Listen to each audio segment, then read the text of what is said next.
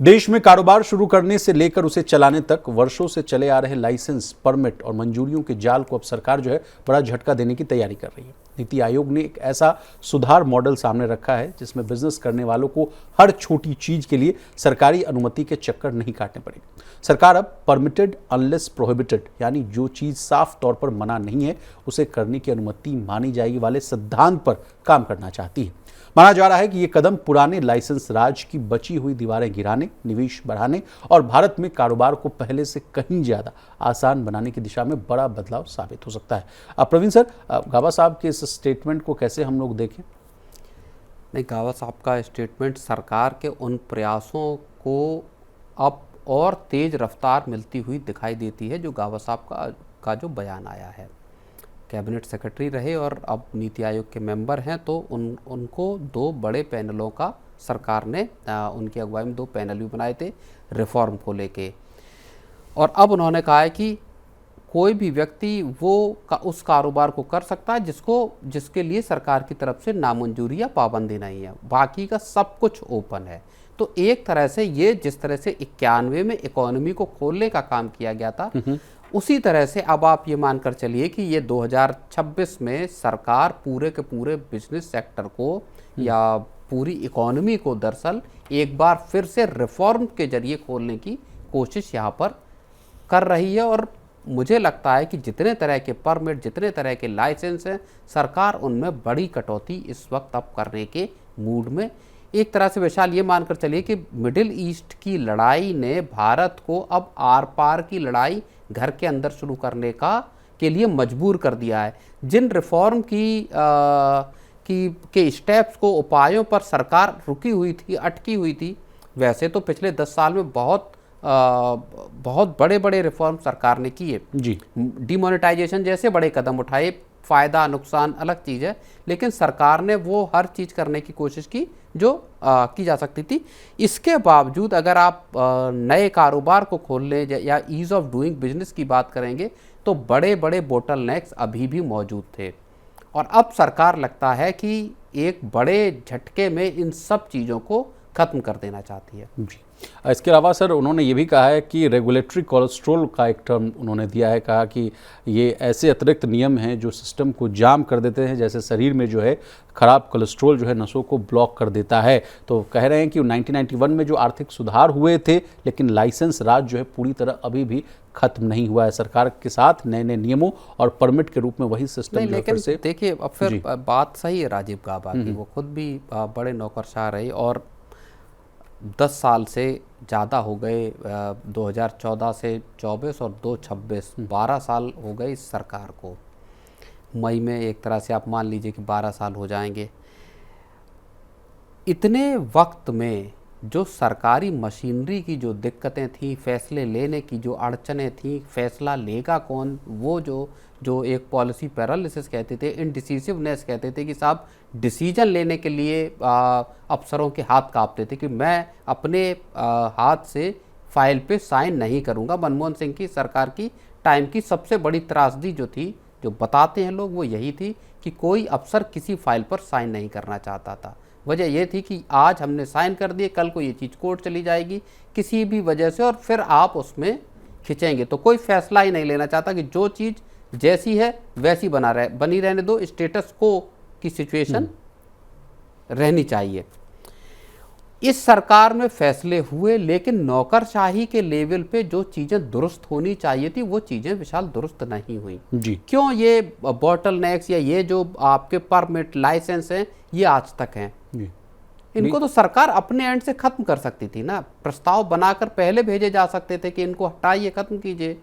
और समीर अरोड़ा अभी एक जो बड़ी बात बोल रहे हैं, उनको मैं अभी सुन रहा था, उन्होंने कहा कि साहब हम कहते हैं टैक्सेस की बात को लेके, तो जिस सरकार में जिस अफसर के पास जाते हैं वो कहते हैं अरे नहीं, ये हमारा काम नहीं है, ये तो फाइनेंस मिनिस्ट्री में जाइए। फाइनेंस मिनिस्ट्री से बात की, वो कहते हैं ये हमारा काम नहीं है, सेबी के पास जाओ। सेबी से बात करो, वो कहते हैं आरबीआई के पास जाओ। आरबीआई के पास जाओ तो वो कहते हैं कि साहब किसी फलाने दूसरे अफसर के पास जाओ। तो जो इनडिसिसिवनेस है कि फैसला लेगा कौन, वहीं जब चीज़ें तय नहीं कर पा रहे, जब टैक्सेस को लेके बड़ा मसला फंसा हुआ, मान लीजिए जो ग्लोबल इन्वेस्टर्स में जी और एफआईआई की लगातार बिकवाली है, 2 तो लाख फैसला लेने की जिम्मेदारी किसकी है, कौन तय करेगा चीज़ें, कौन फाइनल स्टेप उठाएगा, ये सब अभी भी मौजूद है। चलिए सर, आपने अच्छी बात छेड़ दी। इकॉनमी की तो चर्चा हम लोग कर ही रहे थे, मार्केट को भी अब हम लोग इस कहानी में जोड़ते हुए नजर आएंगे। हिलियोस कैपिटल, समीर अरोड़ा साहब जो कहते हुए नजर आए, आपने उनकी बातों तो कह दी, लेकिन उन्होंने एक और बात कही सर कि फॉरेन इन्वेस्टर्स जो हैं वो बड़े अपसेट हैं इंडिया से। इसके पीछे क्या हम वही कारण माने सर कि जिस तरह से जो सेलिंग देखने को मिल रही है, with in 5 months 2 lakh crore स्वाहा हो गए, निकल गए सिस्टम से? क्या टैक्सेस वाला मामला है? क्योंकि ये बजट ऑन बजट भी इनकी भाषण को मैं सुनते आ जाता, तो STT टैक्स वाला मामला है या कुछ और मामला है सर? नहीं, बिल्कुल, वो देखिए सबसे पहले से वो इस बात को समीर अरोड़ा कह रहे हैं कि ये जो बाजार पे टैक्स जो लगाया गया है, STT या long term capital gain tax, ये सब जो है वो इन्वेस्टर्स के लिए नेगेटिव चीज़ें हैं। और अब उन्होंने एक बड़ा बयान ये दिया है कि साहब मैं अभी US से लौटा, वहाँ जो भी इन्वेस्टर्स हैं वो सब इस बात को लेकर नाराज़ हैं कि भारत में टैक्सेस किस तरह से लिए जा रहे हैं। यहाँ तक कि अगर आप डेट प्रोडक्ट भी लेते हैं, वहाँ भी पैसा लगाते हैं, तो वहाँ पे भी आपको टैक्स देना पड़ रहा है। जो ब्याज एक्यूमुलेट हो रहा है उस पर भी आपको टैक्स देना पड़ रहा है। बॉन्ड आप खरीद रहे हैं, वहाँ पे भी टैक्स है। तो उन्होंने कहा कि ये जो टैक्स है ये पूरे का पूरा इन्वेस्टर्स को भारत से रोक रहे हैं आने से, और इसीलिए भारत से बड़ी बिकवाली जारी है। रुचिर शर्मा का भी उन्होंने एक उदाहरण दिया। उन्होंने कहा कि रुचिर शर्मा ने कहा था कि साहब AI में भारत पिछड़ गया है, इसलिए इन्वेस्टर नहीं आ रहे। उन्होंने कहा कि दुनिया में 198 देशों की क्या हम कैटेगरी में, क्योंकि 198 देश जो हैं दुनिया के वो AI के मामले में पिछड़े हुए हैं, और क्या भारत उसी में शामिल है? तो उन्होंने कहा ये तर्क उतना बड़ा मजबूत नहीं है। सबसे बड़ा फैक्टर जो भारत को लेकर है, FIIs के मन में जो डर है या जो निकासी की वजह है, वो दरअसल यहाँ बाजार पर लगने वाला या टैक्सेस की जिस तरह की व्यवस्था है, वो यहाँ सबसे बड़ा मसला है। चलिए बाजार के दूसरे दिग्गजों की भी चर्चा कर लेते हैं सर। नीलेश शाह साहब ने कहा कि it is not the right time to be aggressively overweight on the equities, यानी कि अब जो इक्विटी या शेयर बाजार में जो है उतना में एग्रेसिव होने का समय नहीं है सर। तो तमाम लोग, ये जो लोग दिग्गज माने जाते थे, बुल्स माने जाते थे, ये अब जो है पीछे आते हुए दिख रहे हैं। इसके साथ ही रामदेव अग्रवाल साहब आज मोतीलाल ओसवाल से ये भी कहते हुए दिख रहे हैं कि dark days are ahead for the Indian markets. मतलब अभी जो है मतलब आगे की जो तस्वीर है वो थोड़ी धुंधली नज़र आती हुई दिख रही है। तो सर इन तमाम जो है बड़े दिग्गजों की अगर सार को, कथन को अगर हम लोग समराइज़ करें, तो क्या बाजार में अभी कुछ ठीक ठाक नहीं रहेगा सर? गिरावट आएगी, 10 से 20% का करेक्शन देखने को मिल सकता है। करेक्शन कितना आएगा ये तो नहीं बता सकता मैं, लेकिन रामदेव अग्रवाल हों, ये जो कह रहे हैं कि ईरान की वॉर जो है वो बड़े कॉन्सिक्वेंसेस लेकर भारत के लिए आ सकता है, वो एक बहुत बड़ा रिस्क भारत के लिए है।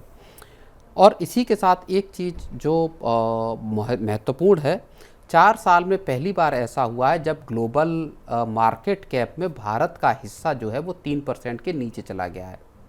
भारत की जो हिस्सेदारी है वो $4.77 ट्रिलियन रह गई, जो 2.9% है, जबकि ग्लोबल मार्केट कैप जो है वो $164 ट्रिलियन का है, और पीक पर लगभग 5% पे भारत का मार्केट कैप पहुंच गया। तो मार्केट ग्लोबल अगर आप स्थितियों को देखेंगे तो भारत का मार्केट कैप डाउन हो रहा है। मार्केट के हालात अब नीलेश शाह जैसे या आप समझिए कि रामदेव अग्रवाल जैसे जो बड़े बड़े टारगेट्स मिसाल देते हैं जी बाजार को लेके, वो सब अब इस वक्त इन चीज़ों से डरे हुए हैं कि आखिर आने वाले वक्त जो है वो कितना ख़राब और कितना मुश्किल हो सकता है लड़ाई के, क्योंकि थमने के कोई आसार दिख नहीं रहे। चलिए सर, अब लड़ाई की बात हो रही तो एक लास्ट सवाल मैं आपसे पूछूंगा, लेटेस्ट अपडेट क्या है sir Iran Israel America war पर? क्या स्थिति और बद से बदतर होती जा रही है या कुछ जो है सुलह की भी बात हो रही है सर? नहीं, अभी सुलह की कोई बात सामने नहीं आ रही कि दोनों देशों में, अमेरिका में और ट्रम्प साहब तो चाइना जा रहे हैं सर। ट्रम्प साहब चाइना जा रहे हैं, वो महत्वपूर्ण एक खबर है। वहाँ पे किस तरह की डेवलपमेंट होते हैं वो देखना होगा। चीन ने भी ईरान से अपील की है कि अब वो स्ट्रेट ऑफ हॉर्मुज को खोले ताकि आवाजाही हो सके, लेकिन ईरान दरअसल अपने रुख पर अड़ा हुआ है। ईरान ने का बड़ा बयान ये था कि अगर अमेरिका ने ख़त्म नहीं की लड़ाई तो हम अपना जो यूरेनियम एनरिचमेंट है वो 90% यूरेनियम एनरिचमेंट वो बहुत जल्द हम उसको करके दिखा देंगे। तो ईरान एक तरह से ये कह रहा है कि वो परमाणु हथियार बनाने के बेहद करीब है। अमेरिका कह रहा है कि साहब आपको हम हथियार बनाने नहीं देंगे। तो जो एक तगड़ा जो रिस्क है वो बना हुआ है। क्या अमेरिका फिर अटैक करेगा, स्ट्राइक करेगा? क्योंकि पीट हेगसेट भी इस बात को कह रहे हैं कि हम अटैक कर सकते हैं ईरान पर। तो सिचुएशन असल में बहुत ख़राब है, भारत के लिए बहुत ज़्यादा ख़राब है, और पूरे ग्लोबल अगर आप उसको देखेंगे सिनेरियो के लिए, तो वहाँ पे मुश्किल भरे वक्त है ये।